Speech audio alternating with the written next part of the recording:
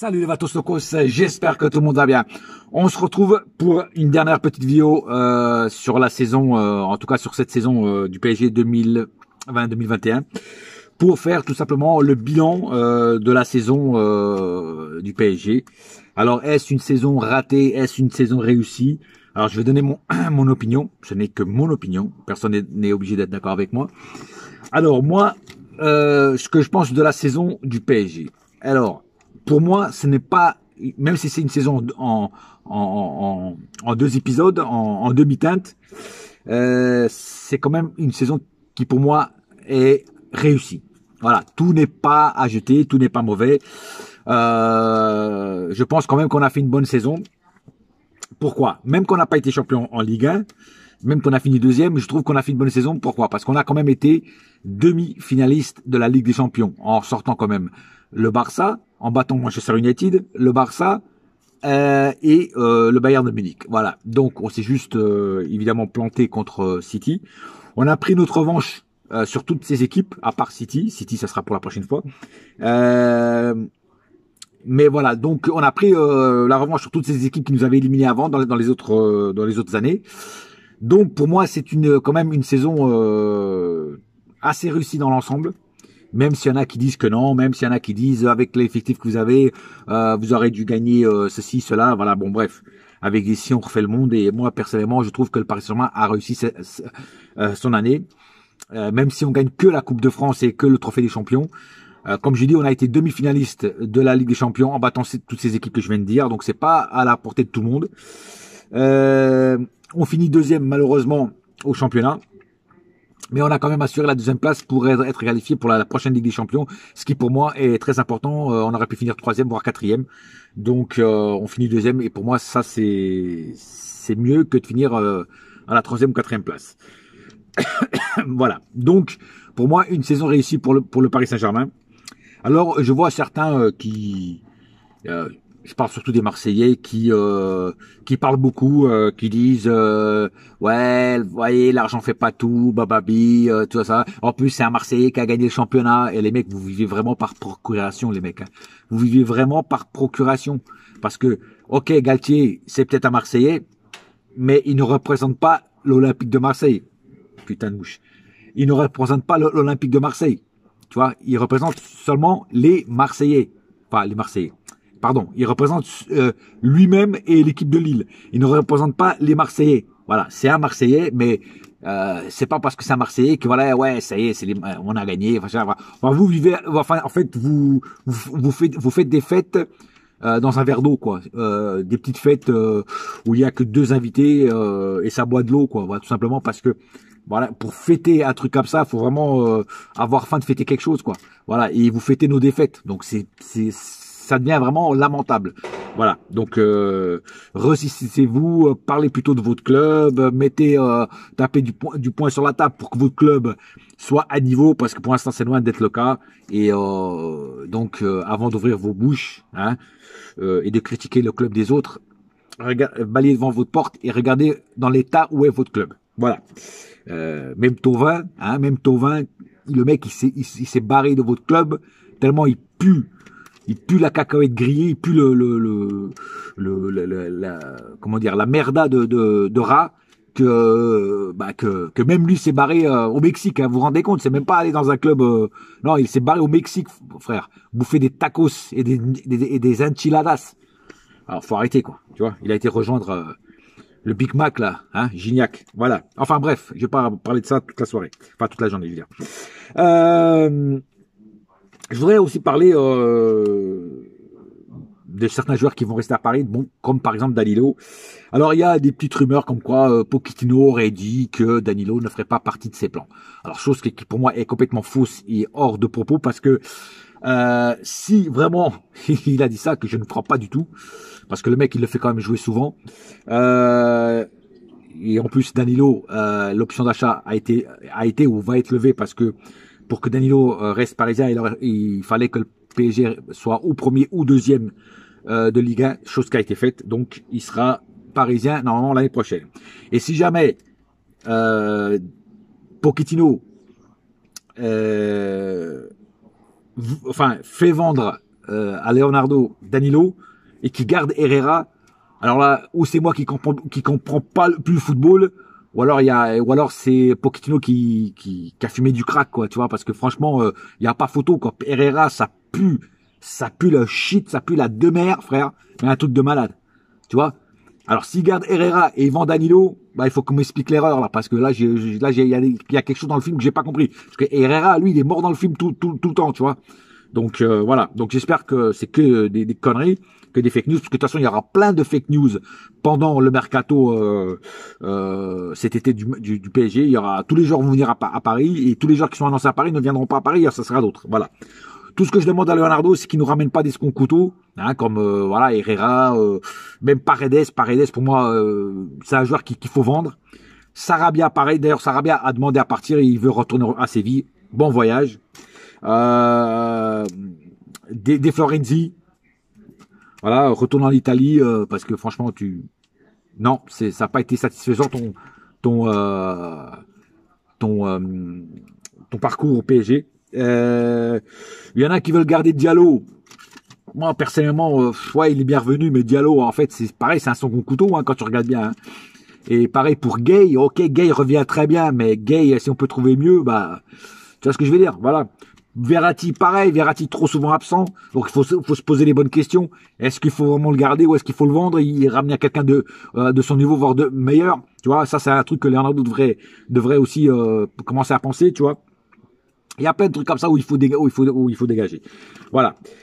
Autre chose, je voudrais aussi parler des joueurs qui m'ont déçu et des joueurs qui m'ont ébloui par ce qu'ils ont fait cette saison. Alors je vais commencer par les bonnes nouvelles. Alors ceux qui m'ont ébloui cette année, alors je parle évidemment des grands noms qu'on a. Hein. Alors le premier qui m'a surpris dans le bon côté des choses, c'est Mbappé. Mbappé, je trouve qu'il a fait énormément de progrès cette année. Il a tenu l'équipe à lui toute seule en Ligue des Champions quand Neymar n'était pas là. Et je trouve qu'il a progressé pas mal. Donc ça, il m'a surpris dans le bon sens des choses. Voilà, je trouve que il a fait des très bonnes choses. Il a réussi sa saison. Pareil pour Marquinhos. Bon, Marquinhos, on a l'habitude de le faire, de l'avoir dans les tops. Donc Marquinhos, il a rien changé, toujours au top. Donc voilà, c'est encore un joueur qu'il faut absolument garder. Et un autre joueur qui ne m'étonne pas, parce que je savais quand le PSG a été acheté, je savais qu'on achetait une pépite en or. Une pépite en or. Ça, elle est bonne. une pépite, une grosse pépite, voilà. C'est évidemment Keylor Navas. Pour moi, le meilleur gardien du monde actuellement. Keylor Navas, meilleur recrue du PSG dernièrement. Voilà, ça c'est mon top 3 des joueurs qui, pour moi, ne m'ont pas déçu cette année. Et voilà. Par contre, maintenant, je vais faire aussi les joueurs qui m'ont déçu. Et je vais pas parler des Herrera, des Kerrer ou ceux-là, on sait qu'ils sont pourris, tu vois. Je veux dire, voilà. Je vais pas parler de ça. Je vais parler de ceux qui ont un nom et qui ont fait une saison de merde. Et je vais commencer par Neymar. Neymar, pour moi, a complètement raté sa saison, a complètement été pourri cette saison. Alors, les fans de Neymar, c'est pas la peine de venir me parler et de venir m'insulter. Je pense que je dis Neymar a fait une saison de merde. Je vous le dis franchement. Hein, déjà, la plupart du temps absent à cause de ses blessures de merde. Quand il est là, en plus, il se prend des cartons rouges parce qu'il se prend la tête avec l'adversaire ou il cherche la merde avec l'adversaire, il se prend des cartons rouges. Et quand il joue, eh ben, il fait pas des super matchs, trop souvent personnels. Il joue que pour sa gueule. Il joue très rarement en équipe. Il a fait quelques matchs où il a joué en équipe, mais la plupart du temps est trop personnel. Et puis les buts qu'il a marqués, trop peu de buts cette année, et la plupart sont sur penalty, qui est pour moi une catastrophe pour un joueur de cette envergure, pour un joueur de ce talent. Pour moi, c'est une vraie catastrophe. Voilà, je vous le dis franchement. Voilà, donc Neymar, pour moi, a complètement raté sa saison.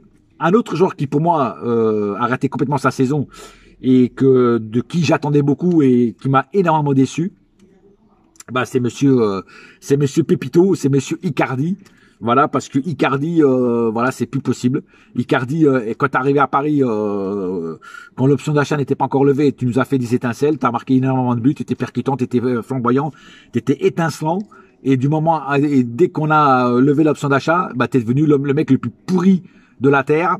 T'arrêtais pas de bouffer des gâteaux avec ta femme. T'as pris du poids et en plus vraiment tu sortais pas de ta surface. Tu faisais pas d'efforts de repli, tu faisais pas d'efforts pour aller chercher la balle.